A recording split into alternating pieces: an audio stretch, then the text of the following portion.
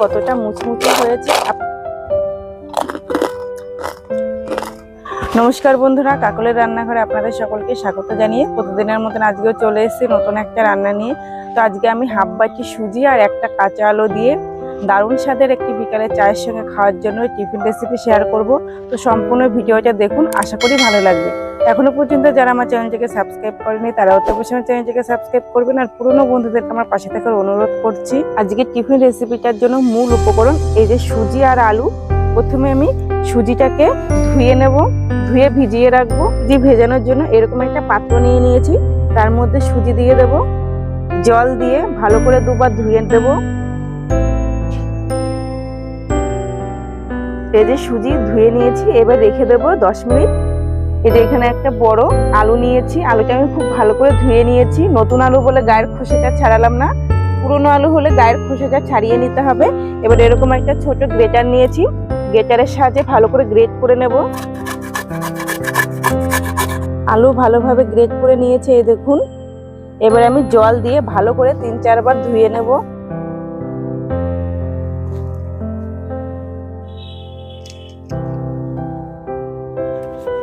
আলু গ্রেট করে এরকম 3-4 বার করে ধুয়ে নিয়েছি। একদম সাদা জল বের করা পর্যন্ত আলুটাকে ভালো করে ধুয়ে নেব। দেখুন, একদম পরিষ্কার করে আলুটা ধুয়ে নিয়েছি।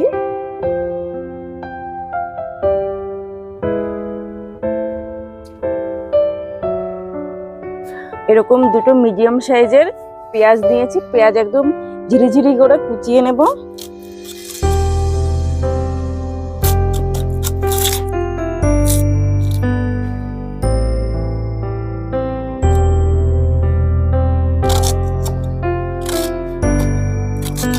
ঝালের জন্য কয়েকটা কাঁচা লঙ্কা কুচিয়ে নেব।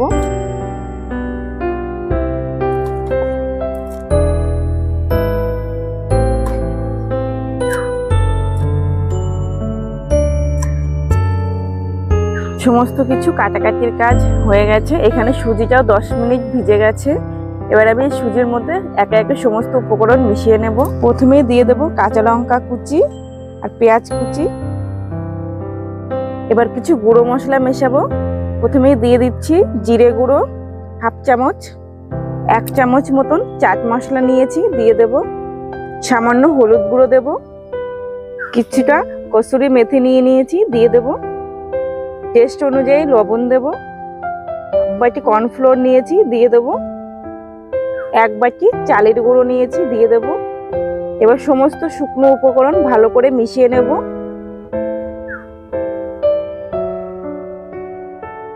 সমস্ত শুকনো উপকরণ ভালোভাবে মিশিয়ে নিয়েছি। এখনো পর্যন্ত আমি একটু জলের ব্যবহার করিনি, এখন মনে হচ্ছে একটু টাইট টাইট আছে। এবার আমি আলু মিশিয়ে দেব।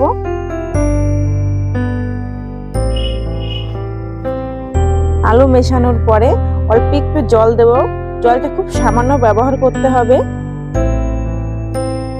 কারণ আলু ধোয়ার সময় আমি আলু চিপে জল নিংড়ে নিয়েছি। আলুর মধ্যে যদি একটু জল থাকে তাহলে মাখার সময় জল না দিলেও হবে।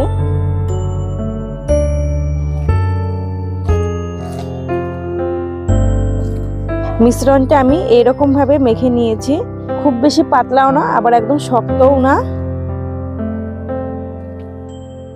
এবার রেখে দেব।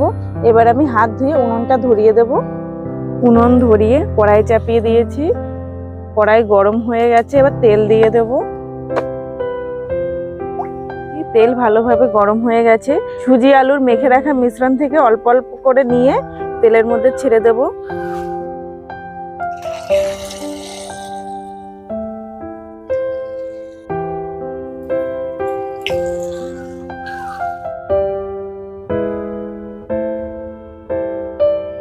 এবার উল্টে পাল্টে একদম মিডিয়াম আঁচে লাল লাল করে ভেজে নেব। বেশি হাই আঁচে ভাজলে ভেতরে কাঁচা থেকে যাবে, উপরে পুড়ে যাবে। তাই জন্য ভাজার সময় একদম মিডিয়াম আঁচে ভাজতে হবে। উনুনের আঁচটা একটু বেশি হয়ে গেছে, তাই কড়াইটা তুলে নিচ্ছি।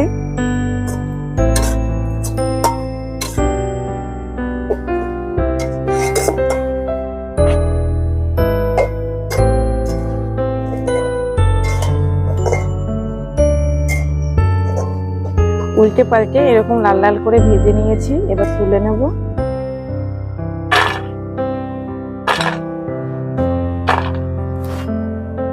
এইভাবে করে সমস্ত পকোড়াগুলো আমি ভেজে নেব।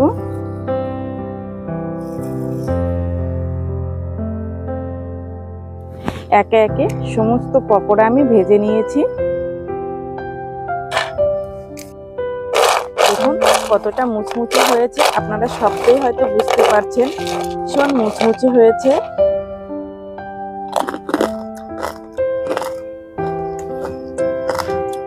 আজই বুঝতে পারছেন কতটা মুচমুচে হয়েছে, খেতেও কিন্তু দারুণ টেস্টি হয়েছে।